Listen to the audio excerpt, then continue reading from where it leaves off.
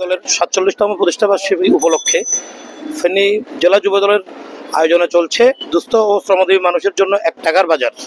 আমি এই মুহূর্তে দাঁড়িয়ে আছি ফেনীর মুক্তবাজার এলাকায়। আপনারা দেখতে পাচ্ছেন জেলা যুব দলের আহ্বায়ক নাসিরউদ্দিন খন্দকার ও জেলা যুব দলের সদস্য সচিব বরাতের নেতৃত্বে মানুষদের মাঝে ১ টাকার বিনিময়ে তারা খাদ্য বিতরণ করছেন। হাসান মাহমুদ, গাইদিন, মাল্টিমিডিয়া, ফেনী।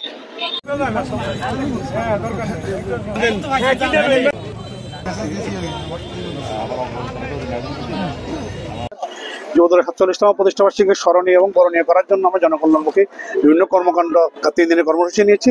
তারই অংশ হিসেবে আজকে আমরা ১ টাকায় বাজার, দুস্থদের মাঝে খাবার এই নামে একটা কর্মসূচি পরিচালিত করছি। এটা একটা আমাদের এই কর্মসূচি পরিচালনার মূল উদ্দেশ্য হচ্ছে যে আমাদের বিভিন্ন ইউনিটের নেতৃবৃন্দ যেন আমাদের এই কর্মসূচিকে অনুকরণ করে, তারা যেন মাঠ পর্যায়ে এই প্রত্যেক মানুষের সাথে, মানুষের পাশে যেন থাকে, এই কল্যাণমুখী রাজনীতির পাশে যেন থাকে, এই বিষয়টাকে প্রত্যয় রেখেই আমরা আসলে আমাদের এই কর্মসূচিগুলো। আর ১ টাকার যে বিষয়টা বিভিন্ন আমাদের সংবাদ কর্মীরা প্রশ্ন করেছেন, ১ টাকায় আপনি কোনো অর্থের বিনিময় দিচ্ছেন। আসলে আমরা সাধারণত যেটা হয়, আমরা যদি কোনো কিছু দান করে আমাদের নিজেদের মধ্যে এক টাইপের অহংকার জন্মে, দাম্ভিকতা জন্মে, আর যিনি নেন, রিসিভ করেন, তার মধ্যে হীনমন্যতা থাকে। আমরা দাম্ভিকতা এবং হীনমন্যতার উঠে ওঠে বিনিময়ের মাধ্যমে যেন আমরা আমরা যেন উদার হতে পারি, আমরা যেন অন্যের কল্যাণমুখী হতে পারি। এই জন্যই আসলে আমরা এই ১ টাকার কর্মসূচি নেওয়া। ধন্যবাদ আপনাকে। বিসমিল্লাহির রহমানির রহিম।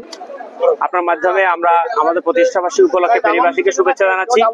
আমাদের জাতীয়তাবাদী যুব দলের ৪৭তম প্রতিষ্ঠাবার্ষিকী উপলক্ষে জাতীয়তাবাদী যুব দল ফেনী জেলা পরিবার আজকে যে মানবিক কার্যক্রমের অংশ হিসেবে আজকে এখানে আমরা ১ টাকায় দরিদ্র মানুষকে খাদ্য সামগ্রী বিতরণ করেছি।